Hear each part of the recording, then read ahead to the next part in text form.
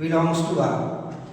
कोई रिलेशन हमारा रिफ्लेक्सिव तब होता है जब उसका डबलेट जो है उस रिलेशन में बिलोंग करता हो। ठीक है, यहाँ पे क्या है कि distance of the point P from the origin is same as the distance of the point Q।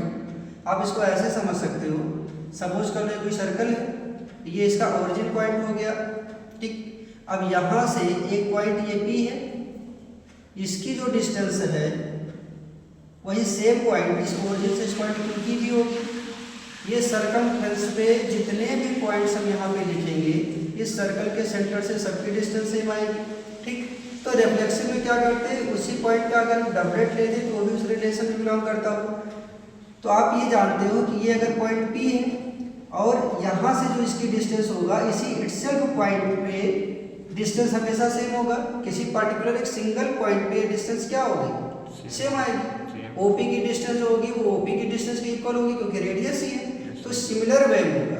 ठीक है, मतलब एक किसी पर्टिकुलर वैल्यू का जो डबलेट होगा वो सेंटर से डिस्टेंस क्या होगी, ऑलवेज इक्वल होगी। It means this relation is reflexive. Clear, it is reflexive for symmetric. For symmetric बताऊं, PQ बिलोंग्स टू R। यहाँ लिखा distance of the point P from the origin is same as the distance of the point Q from the origin. ये जो distance है और जो यहाँ की डिस्टेंस है, दोनों रेडियस है, सेम होगा। ठीक है, तो इसका जो अपोजिट होगा, O से P की जो डिस्टेंस है, ठीक, वही डिस्टेंस O से Q की है। तो O से Q की जो डिस्टेंस होगी वही सेम डिस्टेंस O से P की भी होगी। Implies that QP also belongs to R. Clear? It is symmetric. It is symmetric. ठीक है, जो डिस्टेंस यहाँ से, जो डिस्टेंस O से Q तक की होगी वही सेम डिस्टेंस O से P तक की होगी। जो डिस्टेंस O से P तक की है वही सेम डिस्टेंस O से Q तक की होगी। ठीक है, रिफ्लेक्सिव भी और ये सिमेट्रिक भी है। ठीक है, for transitive, for transitive PQ belongs to R, QS belongs to R। हमने इसी सर्कमफ्रेंस पे एक पॉइंट S भी सपोज कर लिया। क्लियर है? OP जो डिस्टेंस है वही डिस्टेंस OQ है, OQ जो डिस्टेंस है वही डिस्टेंस OS भी है। सो इम्प्लाइज दैट OP जो डिस्टेंस होगा सेम वही डिस्टेंस OS का भी होगा। It means PS also belongs to R। Clear है? So it is transitive। Clearly given relation is equivalence। ठीक है, अब यहाँ पे क्वेश्चन में लास्ट में ये पूछा गया है कि इस सर्कमफ्रेंस पे इसलिए अबाउट जितने भी वैल्यूज P और Q पे होंगे, मतलब ये पॉइंट P ये पॉइंट Q कहाँ पे है, सर्कमफ्रेंस ऑफ द सर्कल पे है। तो इस पे होने वाले सभी point all the points on the circumference of the circle, ठीक है, is equal distances from the centre. Clear है? तो सभी पॉइंट्स जो होंगे, सभी पॉइंट जो सर्कमफ्रेंस ऑफ द सर्कल पे होंगे, सेंटर से उन सबकी डिस्टेंस क्या होगी, सेम होगी। क्लियर?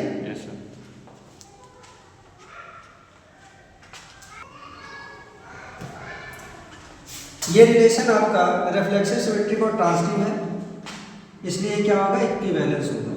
ठीक है, गिवन रिलेशन इज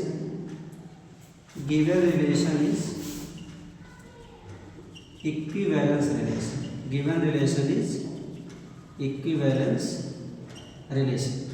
और यहाँ पे क्वेश्चन में देखो क्या लिखा है कि इस सर्कल के सर्कमफ्रेंस में इस रिलेटेड टू P पॉइंट्स में जितने अदर पॉइंट्स होंगे, क्या वो इस सेंटर O से, क्या उस सेंटर O से जो है वो एक सर्कल बनाते हैं। ठीक है, ये आपको हमें क्या करना था, शो करके दिखाना था। तो यहाँ पे इसका आंसर क्या होगा, all the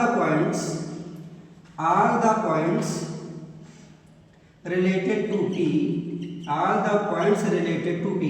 all the points related to P का मतलब इस सर्कमफ्रेंस पे जितने भी पॉइंट्स रिलेटेड टू P आएंगे, मतलब इस सर्कमफ्रेंस पे जितने भी पॉइंट्स होंगे, ठीक है, वो क्या होंगे, is a circle passing through origin।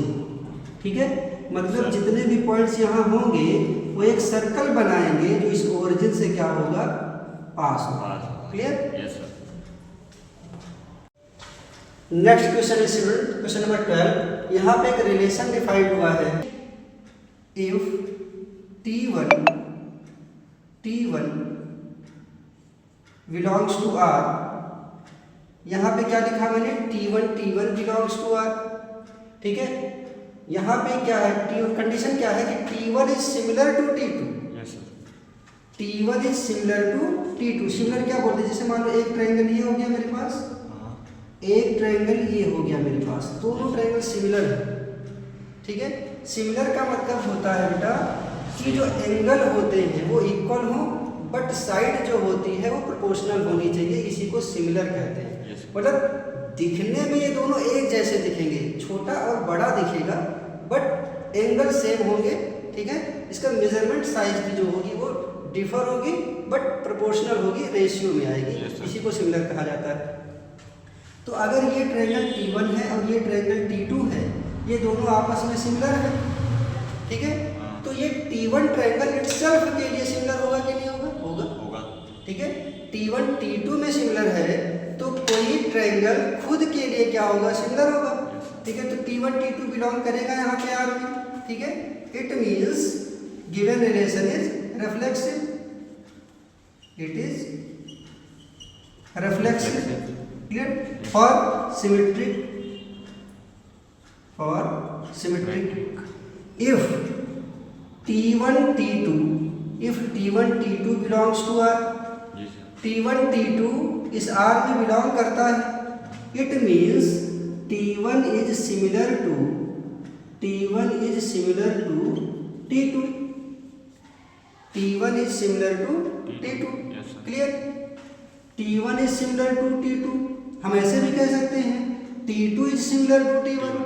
ये अगर इसके सिमिलर है तो T2 भी T1 के सिमिलर ही होगा। ठीक है, there implies that T2 is also similar to T1।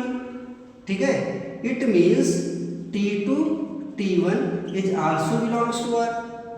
It is symmetric, so it is symmetric. For transitive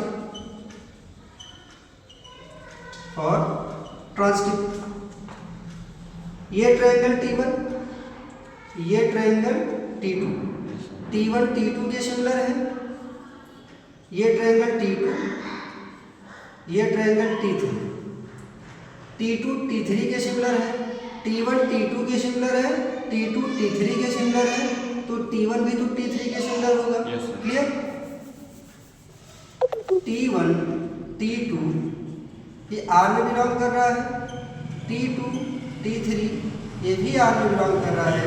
there implies that T1 T3 also belongs to R। Clearly? T1 similar T2, T2 similar T3, therefore T1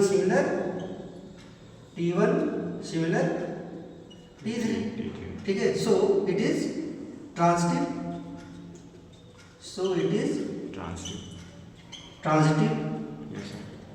ठीक है, according to this condition given relation R is equivalence relation. ये कैसा relation होगा? ये equivalence relation हो गया हमारा, ये इक्विवेलेंस रिलेशन होगा। क्लियर? जी सर। यहाँ आगे क्वेश्चन में लिखा हुआ है हमारे पास 3 राइट एंगल ट्रायंगल है।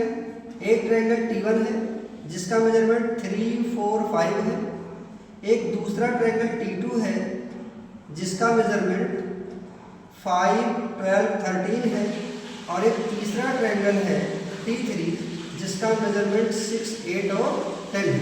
ये 3 राइट एंगल ट्रायंगल यहाँ पे गिवन है।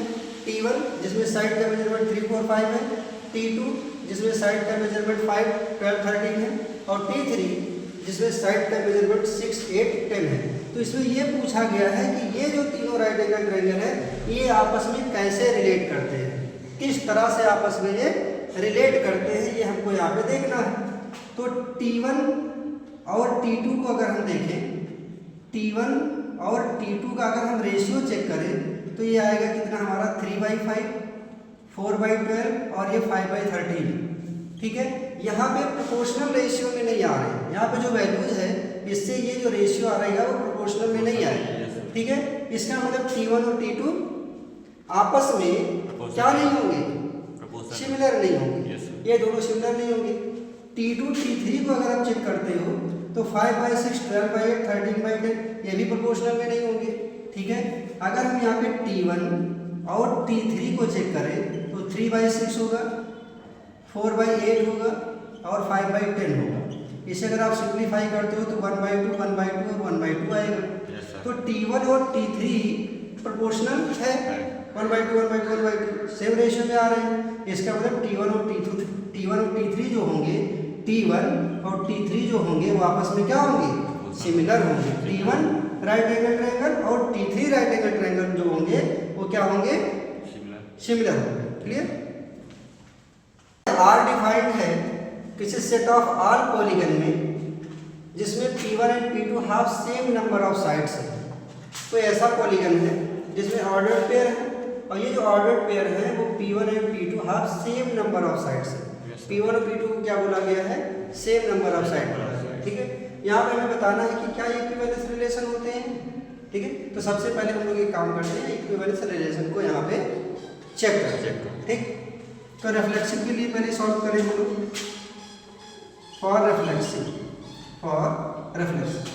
यहाँ पे जो R डिफाइंड है, ठीक है, R में क्या डिफाइंड है, ऑर्डर्ड पेयर जिसमें P1 P2 have the same number of sides. ठीक है, ये P1 है, ये P2 है। ठीक है, दोनों सेम नंबर ऑफ साइड्स है, जो P1 है वही P2 है। क्लियर। तो P1 जो होगा वो इटसेल्फ भी तो सेम ही होगा। It means P1 is also belongs to given relation. Yes, sir. Clear. So it is reflexive. Reflexive because P1 and P1 have the same number of side. Yes, sir. Itself value तो क्या होगी, same number of side होगी। Clear. For symmetry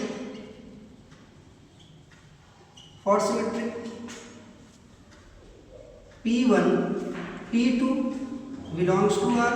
Yes, sir. It means P1 and P2 have same number of side. Yes, sir. Same number of side. Yes, sir. अगर मैं pages को change करता, same number of side जो P1 है वही P2 है। अगर मैं इसके ऑर्डर को रिवर्स करता हूँ, it means P2 and P1 have the same number of side. Yes, sir. P1 P2 अगर सेम नंबर ऑफ साइड है तो इसके रिवर्स कर दो, P2 P1 में तो सेम नंबर ऑफ साइड होगा। So implies that P2 P1 is also belongs to R. Yes, sir. ठीक है, so given relation is symmetric. It is symmetric for transitive के लिए चेक करें, P1 P2 belongs to R. Yes, sir. Implies that P1 and P2 have same number of side.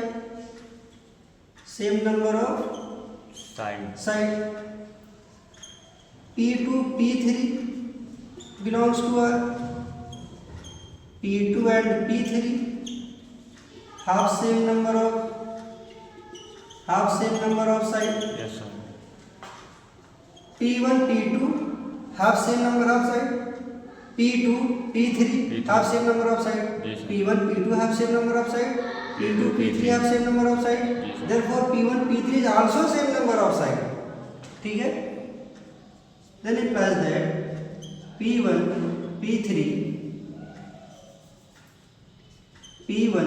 and P3 have also same number of side. Yes, sir. Therefore P1 P3 belongs to R. So it is transitive.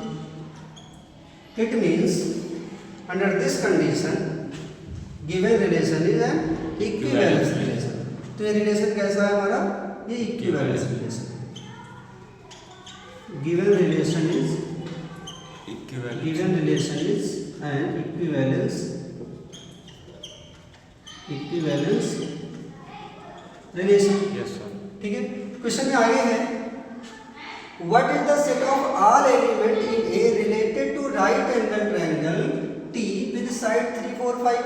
Yes, sir. यहाँ पे पूछा है कि the set of all element in A related to a right angle triangle T with side 3 4 5। मतलब एक right angle triangle है जिसकी side 3 4 5 है। ठीक है, तो इसमें ये पूछा है कि वो इसमें जो यहाँ पे एक सेट दिया है ए में, वो इसके साथ कैसा रिलेट करेगा, रिलेशन कैसा है पॉलीगन के लिए। ठीक है, तो 3 साइड का मतलब एक क्लोज्ड फिगर, 3 साइड का मतलब क्या, एक क्लोज फिगर। और क्लोज फिगर जो होता है पॉलीगन होता है। इसका मतलब ये कि the set of all element in A related to a right angle triangle Yes, sir. T with the side 3 4 5, ठीक है, Yes. Is the set of all triangles, यहाँ पे राइट एंगल ट्रायंगल है, 3 4 5 से एक राइट एंगल ट्रायंगल बन रहा है। Yes, sir. ठीक है, तो किसके साथ ये रिलेट करेगा, जो कि पॉलीगन बनाता हो। तो right angle triangle 3 4 5 Yes, sir. एक कवर है जिससे 3 साइड से, 3 sides से। ठीक है, तो 3 साइड से कवर होने वाला फिगर क्या करेगा, पॉलीगन कहलाएगा। Polygon. ठीक, Yes, sir.